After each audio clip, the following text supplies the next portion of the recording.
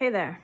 So, today, and sort of first in line for important things that I need to do to get my shop up and running is I need my workbench.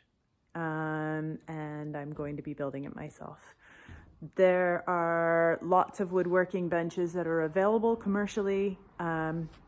Most of them tend to be a little bit on the light side and the unstable side, especially for using things like hand planes and stuff like that. I'm wanting something that's going to have some heft. There's a world of debate.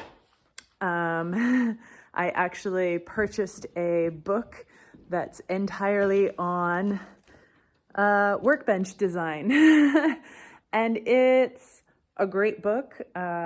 Christopher Schwartz, I think that you wrote a fabulous book, and I'm finding it very interesting. But oh my God, there's nothing like having, what is this? Like 300 large format pages of expert specific information about something to breed indecision and insecurity about what to do. So in the interest of getting to move forward with this project, and which will then allow me to move forward with my life, I have chosen to use white pine. This is hotly debated. There's a lot of people out there, I'm sure you're one of them, whoever you are, that think that a workbench should be made with hardwood. And yeah, a softwood is definitely going to need to be flattened a little more frequently. It's going to get dinged up more easily than hardwood.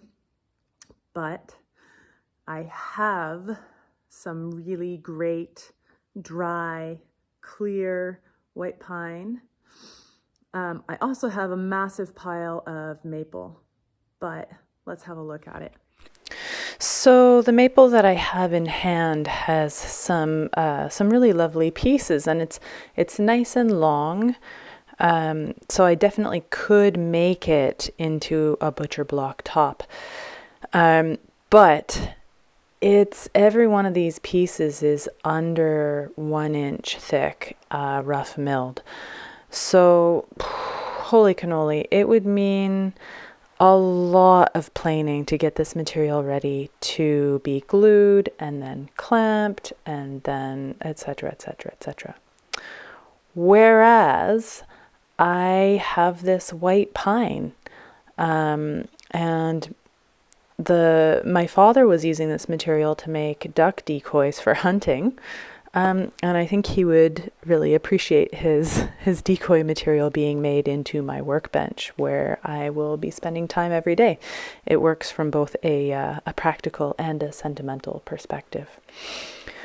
So at the time of filming this, I did have a jointer on order, but whether it was my location being a bit far out or the delays of COVID, whatever the case may be, every time I called, the joiner was still 2 weeks away. So I decided that I needed to move forward, which meant just do it by hand.